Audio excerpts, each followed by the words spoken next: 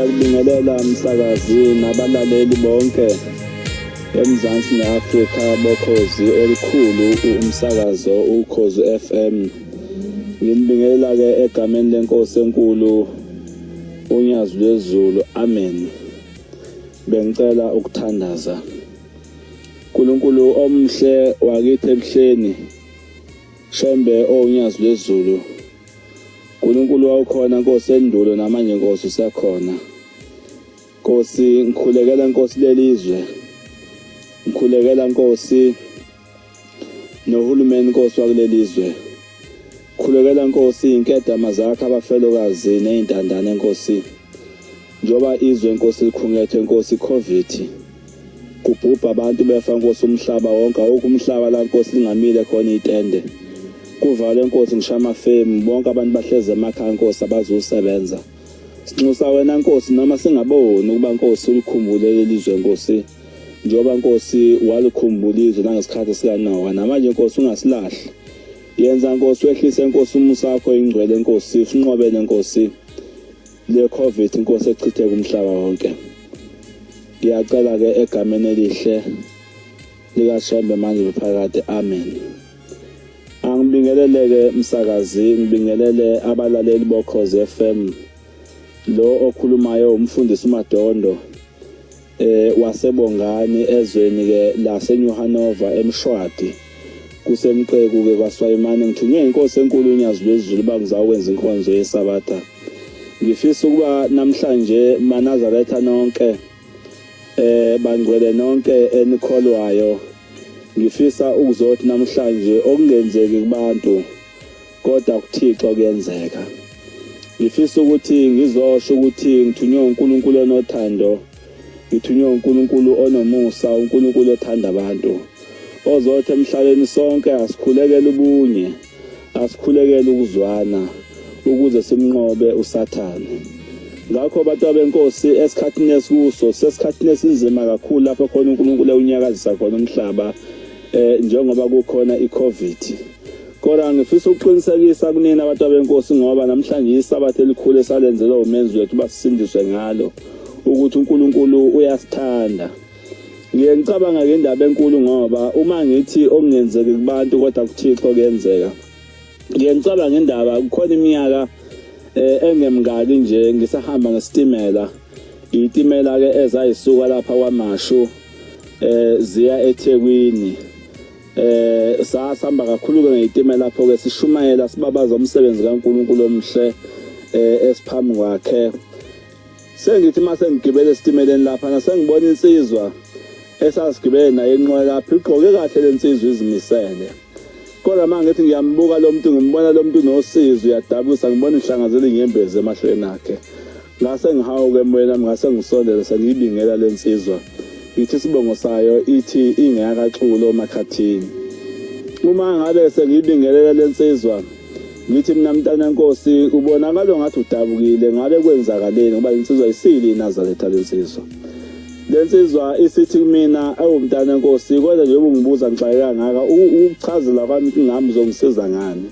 Sengithi cha baba, njoba silapha nje sizobophana amanxeba ukuthi noma ngabe umuphi umuntu onosizo ukwazi ukubophana amanxeba. Lensizwa ke singixoxela ke indaba ebuhlungu okwaphoqa ukuthi enkulumweni yayo ngicela ukuthi asehlike naye eDafrod. Kwabanzima kuba ngiphoqa uba sehle ngoba lensizwa yakhe ikhuluma indaba enkulu ukuthi ifike yaganwa ingodosi yayo, lobona ingodosi yayo ithe sekufanele iyocaca ekhaya yayisidlule emhlabeni. Ithi ke yaphinda futhi esilungisela ubuthathe enye ingodosi yesibili. Nawo futhi yathi siqoqile impela sekufanele ihambe zoshaya ekhaya yayisidlule emhlabeni ingodosi yakhe. Ithi ke yahamba indawo eziningi ke ngoba yayifisa ukuthi iyazi ukuthi yini edala uba ingodosi zawo zife.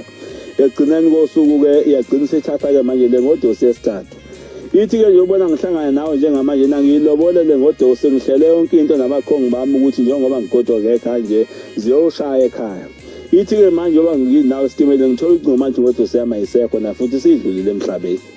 Ngikhuluma abantu benkosi ukuthi indaba enkulu yokuthi okungenzeki kubantu kodwa kuThixo kuyenzeka. Sengiyamncenga lo muntu uthi ke lo muntu into engiphethe kabi kakhulu ngabe ngawufuna umuntu wafika wangilungisela wacupha zonke izinto wangibiza lo muntu inkomo ezimbili uba ngimkhokhela uba egarantile ukuthi ngeke isafi ngodo sami esibili. Sengiyamtshela ngithi ke cha mntaka kaNkulunkulu ngifisa ukukuyalela ushembe akukhokha ngisho isente kuye mangabe unosizo uyakusiza ushembe ngale kokuthi kube khona okukhiphayo. Ngathi ngiyacela ukuthi le nsizwa mina mangabe Madondo uthi asehle lapha esitimeleni ingasenzeki lensibe ngithembisile uyazi ukuthi singase sibulalane khona manje. Kwasho abantu benkosi ukuthi ngiyemethemba uNkulunkulu engimkhonzayo. Sehla abantu benkosi ngikhuluma indaba enkulu abantu benkosi ngikhuluma ngendaba yonyazi lwezulu. Sabe sesehla abantu benkosi lapha esitimeleni sasesehle eDafro sengiyayitshela ngithi ke mina ngiyacela ukuthi njengamanje mntana enkosi uma ukuthi mhlawumbe ngiyacela ukuthi ngicela ukugibela uhambe ebuhleni uyonikela unikelele lesi simo ukuze kuvele ukuthi yini le bulala ingodoso zakho na. Wabe sengihlonipha lo mntwana sengithi ke mina uma bekwenzeke esandleni sakho noma bakuphethe litho kodwa momnikele uphethe hamba ufike unikele. Ngase ngiyacela ukuthi ukhiphe o10 rand abawu5. Ngathi labo 10 number 5 ngicela uwenze kube lo 10 rand oqala kube ukulayitha izibani zakini nezakomalume wakho nezakomalume kama wakho nabakomalume kababa wakho ngoba abantu laba abawu4 abahlangana makusuke kuzozala umuntu. Uma usiyaphinda kusufaka lo mnikelo wesihlanu oqondene nasekhweni lakho ubuza ukuthi uzobuza kushembe nje ubufele ingodosi zakho nje yini inkinga. Yahamba ke lensizwa yafika ke angihloniphe hambe onikela ngempela yathatha nenombolo yami ukuze ngisebenza apha sithi ke mayingalukile into uzowazi ukuthi mina wena. Cha ke ngangena inkinga abantu benkosi ngayinikeza zonke izihamba emhlweni sefika siyinikela lensizwa. Ngase ngiyicela nje ngicela ungagoduke ekhaya uhlala ulinde ngoba ushembe uzoyiletha impendulo kuwe. Nempela sesihlukeneke nalendoda yabe sihambe yolala ehostel yangihlonipha. Kodwa kwathi makusekuseni kwase ngene ucingo ekseni impela ngabo 22:05. Ingifonele insizwa ithi na cha imine bekade sihlangana esitimeleni kanje ithi awungixokele kanti ushembeleni imthandaza uhloboni ushembe batwa benkosi ngikhuluma indaba enkulu yonyazi lwezulu olisebuhleni batwa benkosi. Ungithi mina yini indaba kwenze njani na ithe nesimanga esimanga ngithema sengilapha ebusuku ngabona kuqhamuka umuntu wesifazane eza kimi engembethe engaqokela utho lo muntu uthi ngathi ngiyahlehla ngiyambala wathi ngiyambalekela wathi nawe ungabaleki mntantana ufuna ukukhuluma nawe uthi weza lo sefike semala usethi ke mntanami ngize lapha ngizobonga uthi wena kade uhambile uyebuhleni uyonikela uphethe inkomo ezisihlanu ithi ke ngesikhathi wena kade uyonikela isikhathi ushemba ngenyule ngaso udakene ngihlezulo ithi ke ngizokutshela nje ubufelwa ingodosi zakho nyakekho umthakathi angifisa uzonde umuntu uthi ingodosi zakho zifa nje zibulawa yini uthi ke lo muntu ke ngeyethuthela lesakwazi ukuthi ngifuna ukusibamba ngezandla sathi mntanami ungabi into edala ubona zifa ingodosi zakho mina ngizala umkhulu wakho nizwe kahle into abantu benkosi ithi ke mina ngizala umkhulu wakho ngafa mina ngingaqhoyisiwe uthi ke mina nginethwa zimvula mina ziyangidiqa ngapha nami ngithi ngiyakithi ngifike ngiyekithi bafike bangiphika ngithi ngiyalaphe wami bafike bangiphika uthi anginandawo uthi ke ngiphethe ubuhlungu ukubona abantu bezongena ezulwini phambi kwami uthi ke mase ngiyibamba lezi ingodosi ngiyibulala ithi ke ngiyacela mntana ungisiza namhlanje ubusuye kushembe ngeke isafi ingodosi ithi kodwa ngisize uhambe wena uye kithi kasibanibani ulobole mina kugane mina uthi ke mase ngiganile ngiyofika ngihlala phakathi kwalapha ekhaya uthi ke wena uthi uma usucela intombi lezi intombi ayisekufa ngoba yimini engiphethe isikhwele ngibona abantu bezongena ezulwini ngaphambi kwami. Usho abantu benkosi lo muntu wavuka ebabaza indaba enkulu kangako lo muntu wembulelwa imfihlo ayengazi ukuthi uzoyithatha kodwa le mfihlo yembuleka ngoba esehambile wayakushembe. Ngithi ke ongenzeki kubantu kodwa kuThixo kuyenzeka. uNkulunkulu unyazi lwezulu wenza umso omkhulu bahamba landela salikwazi ukuthi lo muntu nosizo lingaka olumphethe engaliboni ngathi uhlushwa indaba bengayazi ukuthi isalikwazi esenza abantu kubo kasishadanga sithi ke mntwana ke ngisize namhlanje ke hamba uyothatha intombi kwaShembe ezofika igcinisa abatha lapha ekhaya iphume emgidini isenzele konke ngoba lapha sikhona ezulwini khona uShembe. Ngisho ukuthi abantu abenkosi into enkulu engifisa umuntu nomuntu azi ukuthi ukuzala kwethu bantwana benkosi kukhona abantu abahlangana ngalezulu ngaphambi ukuthi uzalwe bezivumelana ukuthi njengoba mina ngafa ngaboshwa umuntu oyosikhulula usibanibani noma imuphi umuntu ufuna akasebenze kanzima ukuthi njengoba na uzaliwe kini ekhaya khona abantu abahlangana ababeboshwe benamacala bathi siyacetha kuzalwe umuntu onguwe ozothetha ngamacala lapha emhlabeni. ngifisa kubantu abenkosi esikhathini esikuso isikhathi soba sithandane, isikhathi soba sibe munye, isikhathi sokuhlangana ngoba ngiqinisile abantu abenkosi uma ngabe ikini kungakaze kuhlalwe ngaphandle komuzi ekushoneni kwelanga kubanjwe umhlangano nomndeni kuzokhanda inhlambuluko ngiqinisile lowo muzi unosizi abantu abenkosi ngoba into eqaqa inkinga phakathi komuzi ukuhlala esangweni kuzokhula indaba zapha ekhaya ngoba kugeza abantu bapha ngoba abantu baboshiwe ngale wethu nabantu abenkosi.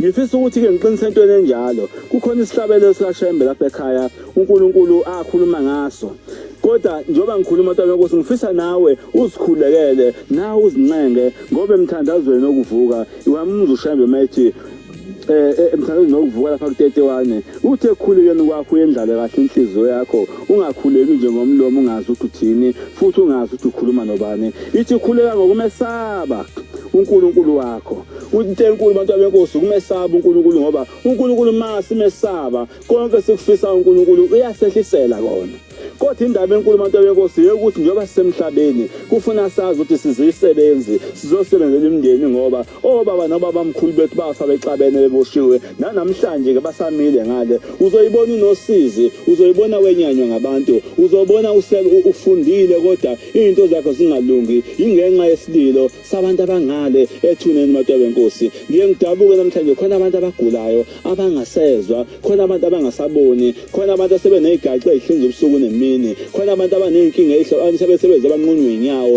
ingenxa ukuthi abantu abenkosi asikwazi ukuba nendlebe yokuzwa isililo sabantu abasethuneni ngale ngangabona kufika intombazane ngendanga lapha ithwele ngetshale le ntombazane igula ngohlobo lesimanga ngase ngidabuka mangiyibuza intombazane njengoba ugula ngaka yini indaba na basho zonke abantu ngathi mntanami umuntu ozokusiza uShembe ngithi mina yabona njengoba usuhlinzwa kanga ngithi intombazane sihlinzwa kathatha igaxa lapha singithi na cha ntombazane akakaze nikwenzeka wena noma ngabe uphushunyele izisu na yayisivuma le ntombazane yathi zisise zaphuma zazantathu ngithi ngihamba njengamanje ebuhleni uhamba ebuhleni uma ufika ebuhleni ufuke lezi ngane izishala amathikithi uyilayithele ibani ngithi izovela kuwe zikhulume lezi ngane abantu benkosi yathatha le ntombazane yahamba nonina bafike bashaya amathikithi lapha ebuhleni bayilayithele ibani lezi ngane ukushona kwelanga yafika le ntombazane yathi nazi ingane sengiyibone ifika zazothi ma siyabonga sezokusahamba siyabhukuda egazini sihlupheze sina ngithi kodwa uthe mawushala amathikithi kuqhamuka uShembe wasimemeza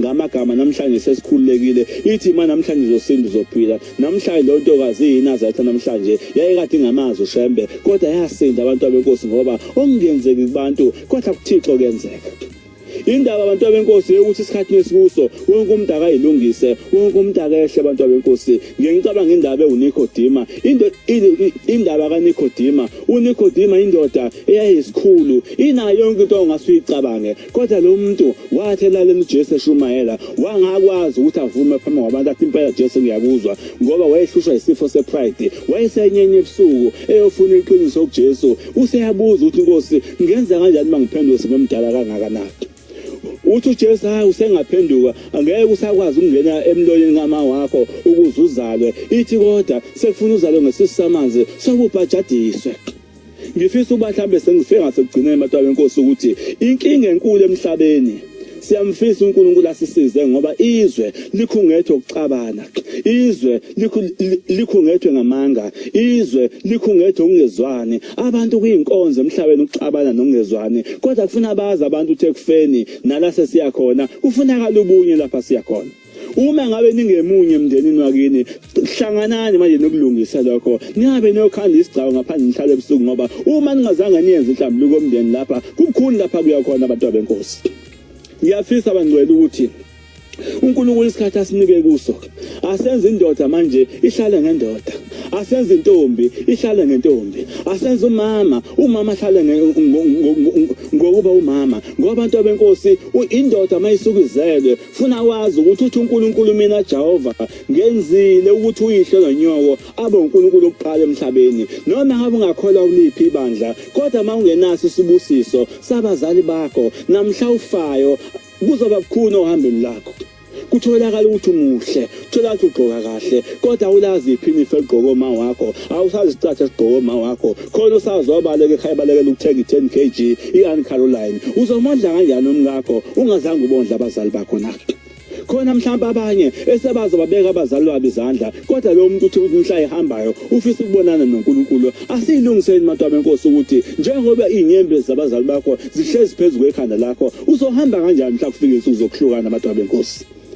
Ngiyakumema kodwa ngithi okungenzeki kubantu kodwa kuThixo kuyenzeka. Ngithi ma wami zilungise namhlanje, ukhumbule uqoqa namhlanje abantwana bakho, ubabuka ukuthi balale bedlile yini, bathanda abantwana bakho, nawe babathanda umngakho, thanda abantwana bakho, ngoba kungumsebenzi ukuthi indoda makufika insuku zokufa ihliyoke ukhanda ikhali kayise, ulifikini ukhona uyindoda, funa wazi ukuthi egcineni kweinsuku zakho iyoba bukhuni indlela yakho. Ngiqinisile bantu benkosi, uNkulunkulu uyasifundisa njengoba singamaNazaretha nje, uShembe usifake ekolishi bantu benkosi, ngoba uShembe akazange uShembe uzokhanda ibandla, kodwa uShembe ungumnikazi wemphefumulo, ulungisela abantu imphefumulo besengenene kwethuna ukuze nxa behamba bafike bawela umfula omkhulu waseHuze.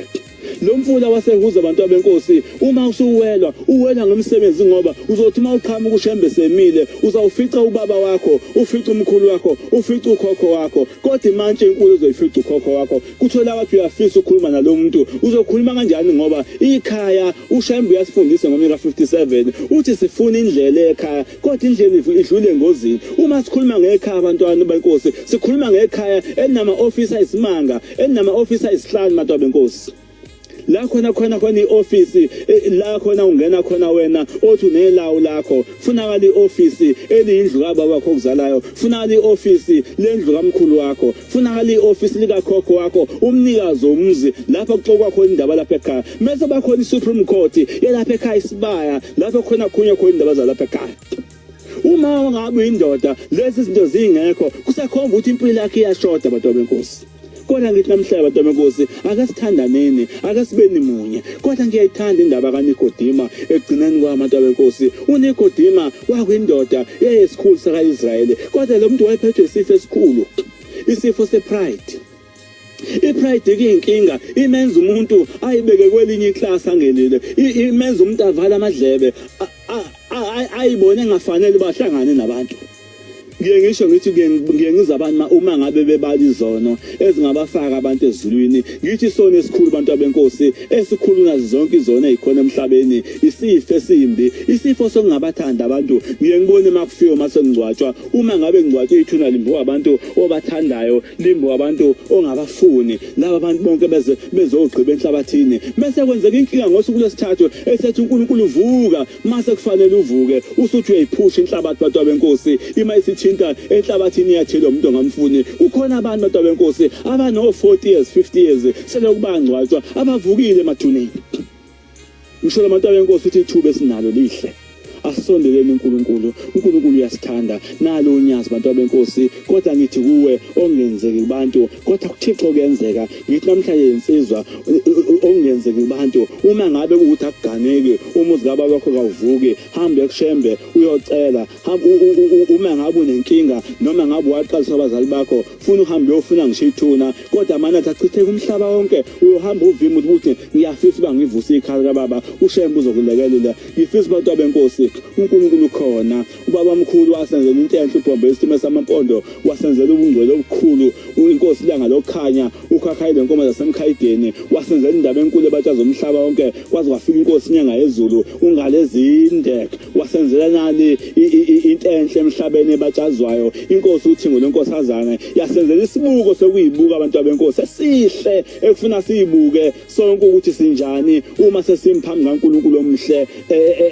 esisondeza. Namhlanje sinenkosi enkulu, unyazi lwezulu. Sengigcina abantu benkosi, ngifisa ukuthi ngisho ukuthi abantu mabesuke bengena emakameleni abo kulala kukhona ama-wardrobe, bese bakhona isibuko esivulayo esikhulu. Leso sibuko sasingadalelwa ukuhlobisa indlu, kodwa sasakhele abantu benkosi ukuthi umuntu uma ngabe esayedwa engasambetheli utho emeseyibuka ukuthi uyibuka usuke ekhanda uze uyophuma phansi kubhozo ukuthi mangimile mina nginjani. Cishe ukuthi uma uzibuke kahle awuba nesikhathi sokubuka abantu abangalungile nabangenzi kahle kodwa uyohlala ubuxoxa indaba yakho. Ngiyafisa ukuthi baba njengamanje phuma manje ulungisa indaba yakho, uqoqa ingane zakho, uthanda umkakho, sibumbane sibe munye, ihlangane imndeni ngoba egcineni kosuku lapha siyakhona kufunakala ubunye. Kodwa sengigcina ithi indaba yami okungenzeki kubantu kodwa kuThixo kuyenzeka. Ngiyabonga msakazi, inkosi ibusise enikuzwile. Amen.